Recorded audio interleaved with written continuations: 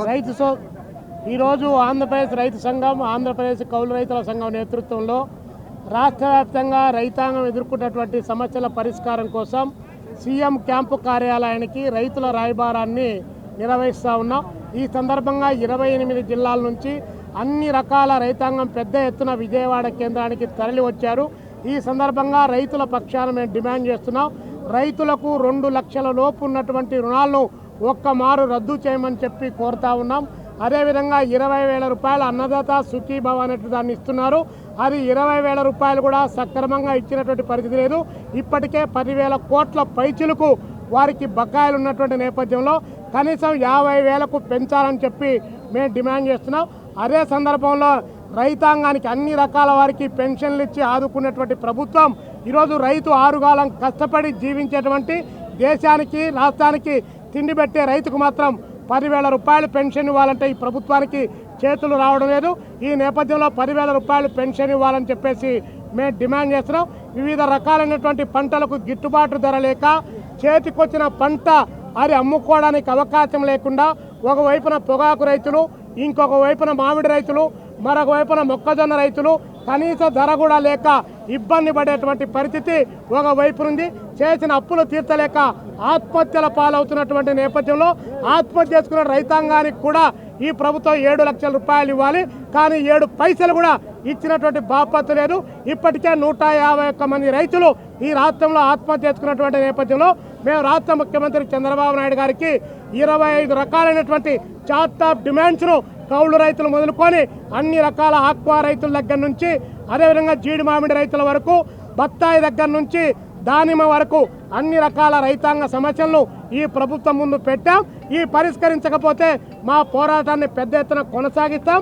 ఈ పోరాటం రైతు రాయబార కార్యక్రమం కాబట్టి పోలీసులు కావచ్చు, అధికార యంత్రాంగం కావచ్చు మమ్మల్ని ముఖ్యమంత్రి దగ్గరికి తీసుకొని పోవాలి.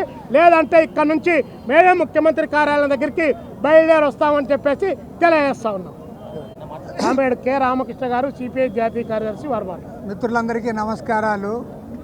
ఇవాళ కేంద్రంలో అధికారంలో నరేంద్ర మోడీ ప్రభుత్వం, రాష్ట్రంలో అధికారంలో ఉన్న చంద్రబాబు నాయుడు ప్రభుత్వాలు రెండు కూడా మేము ఎన్డీఏ ప్రభుత్వాలు డబుల్ ఇంజన్ సర్కార్ అని చెప్పి ఇవాళ రాష్ట్ర వ్యాప్తంగా ఉన్న రైతాంగాన్ని అంతా కూడా దిక్కుదోచని పరిస్థితుల్లో ఇవాళ ఆత్మహత్యలకు నెడుతూ ఉన్నారు. ఇవాళ రాష్ట్రంలో అన్ని రకాల పంటలు పండించిన రైతాంగం అంతా కూడా దివాళా తీసి ఆర్థికంగా అప్పుల పాలై ఇవాళ ప్రభుత్వం ఇచ్చే సహాయం కోసం ఎదురు ఇచ్చే పరిస్థితులు కల్పించారు. ఒకవైపు ఏమో సక్రమంగా వర్షాలు లేనందువల్ల వర్షం కోసం ఎదురు చూస్తూ ఉన్నారు. మరోవైపు వర్షం పడిన ప్రాంతాల్లో ఖరీఫ్ సాగు చేసుకోవడానికి ఎరువులు కావాలంటే కూడా ఇవాళ రైతులు ఇబ్బందులు పడే పరిస్థితి ఉంది. కౌలు రైతులకైతే ఎలాంటి సహకారం కూడా ప్రభుత్వం నుంచి అందడం లేదు. పైగా ఇవాళ మన ఇండో అమెరికన్ అగ్రిమెంట్ ఫలితంగా ఇవాళ పంటలు పండించే రైతులు, ప్రత్యేకించి పత్తి, మొక్కజొన్న, ఇతర పంటలు పండించే రైతులందరూ కూడా ఇవాళ అతి తక్కువ రేట్లకు తాము పండించిన పంటలు అమ్ముకునే పరిస్థితి వచ్చింది. మన రాష్ట్రంలో ఏనాడు చూడలేదు. అటు చిత్తూరు జిల్లాలో మామిడి పండించే రైతు మొదలుకొని ప్రకాశం జిల్లాలో పొగాకు పండించే రైతు, అదేవిధంగా గోదావరి జిల్లాలో కోస్తా ప్రాంతంలో ఆక్వా రైతులు అందరూ కూడా ఇవాళ రోడ్డెక్కే పరిస్థితి వచ్చింది. ఇంత దుర్భరమైన పరిస్థితుల్లో మన రాష్ట్ర ముఖ్యమంత్రి చంద్రబాబు నాయుడు గారు ఎంతసేపు గూగుల్ గురించి, తర్వాత పోలవరం గురించి, అమరావతి గురించి మాట్లాడుతూ ఉన్నాడు తప్ప ఏ ఒక్కనాడు కూడా రైతాంగాన్ని గురించి మాట్లాడడంలే. వ్యవసాయ శాఖ మంత్రి అచ్చెన్నాయుడు గారేమో మేము బ్రహ్మాండంగా రికార్డు స్థాయిలో ఎరువులన్నీ కూడా అందజేశాం, ఇవాళ రైతులందరూ కూడా సంతోషంగా ఉన్నారని ప్రజలు మభ్యపెడతా ఉన్నారు తప్పితే ఇవాళ రైతులందరూ కూడా అల్లాడిపోతూ ఉన్నారు. ఇప్పటికే ఇవాళ ఇబ్బందుల్లో ఉన్న రైతాంగానికి మీరు సక్రమంగా విత్తనాలు సరఫరా చేయలేకపోతూ ఉన్నారు, ఎరువులు సరఫరా చేయలేకపోతూ ఉన్నారు. రాబోయే రోజుల్లో వారు పండించిన పంటలకు కూడా ఇవాళ సక్రమంగా మీరు గిట్టుబాటు ధరలు ఇవ్వలేకపోతూ ఉన్నారు. అదే సందర్భంలో బీమా సౌకర్యం ఏదైతే ఉందో ఆ ఇన్పుట్ సబ్సిడీ మీరు సక్రమంగా ఇవ్వలేకపోతూ ఉన్నారు. ఇవాళ రాష్ట్ర వ్యాప్తంగా ఉన్న లక్షలాది మంది రైతాంగం అందరూ కూడా ఇబ్బందులు పడుతూ ఉంటే మన ప్రభుత్వాలు నిమ్మకు నీరెత్తినట్లుగా వ్యవహరిస్తూ ఉన్నాయి. కేంద్రంలో అధికారంలో ఉన్న నరేంద్ర మోడీ అయితే రైతు గురించే మాట్లాడాయన. ఎంతసేపు వ్యాపారస్తుల గురించి, అంబానీలు, అదానీల గురించి వాళ్ళకు ఊడిగం చేయడానికి సరిపోయింది తప్ప ఏ ఒక్కనాడు కూడా 12 సంవత్సరాల కాలంలో ఒక్కనాడు కూడా రైతుల గురించి నరేంద్ర మోడీ మాట్లాడాలి. ఇవాళ రాష్ట్రంలో అధికారంలో ప్రభుత్వాలు మీరు మాట్లాడుతూ ఉన్నారు కాబట్టి చేసింది ఏమీ లేదు. కాబట్టి ఇవాళ ఇంత పెద్ద ఎత్తున రైతాంగం అందరూ కూడా తరలి వచ్చారు. మేమందరం కూడా ఇవాళ ముఖ్యమంత్రి గారిని డిమాండ్ చేస్తూ ఉన్నాం. రైతు సంఘాలతో చర్చలు చేయాలి, వారి సమస్యలన్నీ పరిష్కారం చేయాలి. పరిష్కారం అయ్యేంత వరకు కూడా మా పోరాటాన్ని కొనసాగిస్తాం. ఇవాళ రైతాంగ సమస్యలు పరిష్కారం చేయకుండా ముఖ్యమంత్రి గారు ఎన్ని మాటలు మాట్లాడినా, ఎన్ని వాగ్దానాలు చేసినా, ఎంత మొత్తం మీడియాలో డబ్బా కొట్టుకున్నా అది ఉపయోగం లేదు. రైతు సమస్యల పరిష్కారమే ప్రధాన ధ్యేయంగా ప్రభుత్వం ముందుకు రావాలని చెప్పి ఇవాళ హెచ్చరిక చేస్తూ ఉన్నాం. ఆ హెచ్చరికలో భాగంగానే ఇవాళ రైతుల రాయబార కార్యక్రమాన్ని కూడా మేము పూనుకోవడం జరిగింది. నమస్కారాలు మిత్రులందరికీ కూడా నమస్కారాలు. రావుల వెంకయ్య, రైతు సంఘం జాతీయ ప్రధాన కార్యదర్శి. ఈరోజు ఆంధ్రప్రదేశ్లో రైతాంగం ఎదుర్కొంటున్నటువంటి సమస్యల మీద రైతు సంఘం, కౌలు రైతు సంఘం చాలా పెద్ద ఎత్తున పోరాటానికి సమాయత్తం అవుతూ ఉన్నారు. ఈనాడు చంద్రబాబు నాయుడు ఏ రైతు యొక్క సమస్య కూడా పరిష్కారం చేయటానికి ముందుకు రానటువంటి పరిస్థితి కనపడుతూ ఉంది. అదేమంటే అగ్రికల్చర్లో డిజిటలైజేషన్ తీసుకొస్తానని చెప్పి అంటున్నాడు. డిజిటలైజేషన్ అంటే ఏంటి? ఇలా ఓటీపీ చెప్తేనే ఎరువులు పొందేటువంటి పరిస్థితి కనపడుతూ ఉంది. ఎంతమంది ఓటీపీ చెప్పగలరు రైతులకి అది సాధ్యమయ్యే పనేనా? మరి ఈరోజు నిరక్షరాస్యులుగా ఉన్నటువంటి యావత్ రైతాంగాన్ని ఇలా తీసుకెళ్ళి ఈ డిజిటలైజేషన్లో నెట్టమంటే రైతాంగాన్ని ఇబ్బందులు గురి చేయటం తప్పితే మరొకటి కాదు. అందుకని చంద్రబాబు నాయుడు ఏదో అనుకుంటా ఉన్నాడు, నేను రైతు సమస్యల పరిష్కారం చేయకపోయినా నా ఇది కొనసాగిపోతుందని చెప్పి ఆయన అనుకున్నాడు. ఇదే నరేంద్ర మోడీ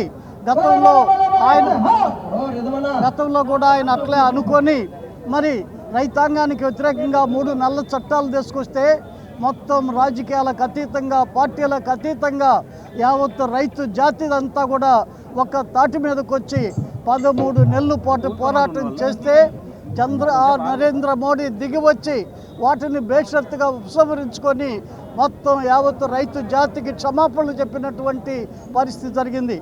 ఇలా చంద్రబాబు నాయుడు కూడా అదే పద్ధతుల్లో రైతాంగంతో పెట్టుకుంటే అది సాధ్యమయ్యేటువంటి విషయం కాదు. మరి దేశంలో ఏ రకంగా నరేంద్ర మోడీకి జరిగిందో నీకు కూడా ఈ రాష్ట్రంలో చంద్రబాబు నాయుడు కూడా యావత్ రైతు జాతికి క్షమాపణలు చెప్పాల్సినటువంటి అవసరం ఉంది. రైతు సమస్యలు పరిష్కారం చేయటం కోసం ముందుకు రావాల్సినటువంటి అవసరం ఉంది. దానికోసం రైతాంగం ఎటువంటి పోరాటాలు చేయటం కోసమైనా, ఎటువంటి ఉద్యమాలు ఆందోళన చేయటానికైనా ముందుకు వస్తున్నారు. అటువంటి రైతాంగం ముందుకు పోవాలని, సమస్యల పరిష్కారం కావాలని డిమాండ్ చేస్తూ ఉన్నాం ప్రభుత్వాన్ని. ఇప్పుడు మన ధర్నాను ఉద్దేశించి మన రాష్ట్ర రైతు సంఘం అధ్యక్షులు కామ్రేడ్ గుజ్జల ఈశ్వరయ్య గారు మాట్లాడతారు. రైతులకు రుణాలు, సబ్సిడీ కింద విత్తనాలు, మందులు, సబ్సిడీ కింద. ఈరోజు ఆంధ్రప్రదేశ్ రైతు సమస్యల మీద ఆంధ్రప్రదేశ్ రైతు సంఘము, కౌలుదారుల సంఘము కలిపి చలో విజయవాడ కార్యక్రమాన్ని నిర్వహిస్తున్నాము. రాష్ట్ర వ్యాప్తంగా రైతులు ఎదుర్కొనేటువంటి సమస్యలన్నింటినీ కూడాను మొక్కజొన్న రైతుల దగ్గర నుంచి, పత్తి రైతుల దగ్గర నుంచి మొత్తము, అలాగే ఆక్వా రైతులు కూడా దాదాపుగా ఎకరానికి 2 లక్షల రూపాయల పైగా నష్టపోతున్నటువంటి నేపథ్యంలో రైతు సమస్యల్ని పొగాకు రైతులు, మొక్కజొన్న రైతులు, మామిడి రైతులు అందరూ కూడా ఈ రోజున గిట్టుబాటు ధర రాక రైతాంగము వెలువెల్లాడిపోతున్నటువంటి నేపథ్యంలో ప్రభుత్వం వెంటనే పరిష్కరించాలని చెప్పేసి అనేటువంటి దాంట్లో చలో విజయవాడ కార్యక్రమం నిర్వహిస్తున్నాము. ఈరోజు 2 సంవత్సరాలు గడిచి విజయోత్సవ సభలు జరుపుకుంటున్నటువంటి తెలుగుదేశం ఎన్డీఏ కూటమి ప్రభుత్వం అది ఆ రోజున ఎన్నికల్లో ఇచ్చినటువంటి వాగ్దానాలను తప్పకుండా అమలు చేయాలని, ఇప్పటికే దాదాపుగా లక్షల రూపాయల రుణమాఫీని ఈరోజు రైతాంగంగా చెల్లించవలసినటువంటి అటు రుణమాఫీ కానీ, నష్టపరిహారాలు కానీ వేల కోట్ల రూపాయలు ఉన్నటువంటి నేపథ్యంలో అవన్నీ కూడా చెల్లించి రైతాంగాన్ని ఆదుకోవాలి. తక్షణమే రైతాంగ సమస్యలను పరిష్కరించాలి. అలాగే ఏవైతే లిఫ్ట్ ఇరిగేషన్ ప్రాజెక్ట్స్ ఉన్నాయో ఆ లిఫ్ట్ ఇరిగేషన్ ప్రాజెక్ట్స్ దాదాపుగా 80 ప్రాజెక్ట్స్ ఈ రోజున పనిచేయకుండా పోతా ఉన్నాయి. చాలా మినిమం అమౌంట్ తోటి వాటిలన్నింటినీ కూడాను రిపేర్ చేసి వాటన్నింటినీ రన్నింగ్లో పెడితే కనుక కొన్ని వేల ఎకరాలకి సాగునీరు అందించడానికి అవకాశం ఉంటుంది. రాబోయేటువంటి కాలంలో వర్షాకాలంలో ఇవన్నీ కూడా సరిచేసి ఇవన్నీ కూడా రన్నింగ్లో పెట్టి రైతాంగాన్ని వాటర్ని సాగునీటిని అందించడం అనేది తక్షణ కర్తవ్యంగా ప్రభుత్వం భావించాలని, ఈ సమస్యలన్నింటినీ కూడాను పరిష్కరించాలని ప్రభుత్వానికి విజ్ఞప్తి చేస్తున్నాము. ఈ చలో విజయవాడ కార్యక్రమాన్ని మరి చంద్రబాబు నాయుడు గారు సెక్రటేరియట్ కూడా రాయబారంగా ఈరోజు ఈ కార్యక్రమాన్ని నిర్వహిస్తా ఉన్నాము. ప్రజలందరూ కూడా రైతాంగాన్ని ఆదుకోవాలి, రైతు సంఘాలకి మద్దతు ఇవ్వాలని చెప్పేసి విజ్ఞప్తి చేస్తున్నాం. మరి ఈరోజు మన చెలో విజయవాడ కార్యక్రమంలో రైతు సమస్యల గురించి అడగటానికి ఈ కార్యక్రమం ఇక్కడ చేపట్టడం జరిగింది. ప్రముఖంగా రాష్ట్రంలో రైతులు గత సంవత్సరం వర్షాల వల్ల నష్టపోయి పత్తికి సరైన గిట్టుబాటు ధర లేక, మిరపకాయ రైతులు కూడా గిట్టుబాటు ధర లేక, ఏసీలో కాయలు అద్దె భరించలేక, మరి రైతు కూలీలు రోజు పని లేక ఇంటి దగ్గర ఉండటంలో కుటుంబం చాలా ఆర్థిక సమస్యల్లో కూరుకుపోవడం జరుగుతుంది. ఇన్సూరెన్స్ ఇవన్నీ ప్రొవైడ్ చేయలేక రాష్ట్ర గవర్నమెంటు ఈ హామీలన్నీ అమలు చేయడంలో పూర్తిగా విఫలమైన నేపథ్యంలో ఈరోజు సిపిఐ ఆధ్వర్యంలో ఇక్కడ ధర్నా చౌక్లో ధర్నా ఏర్పాటు చేయడం అనేది జరిగింది.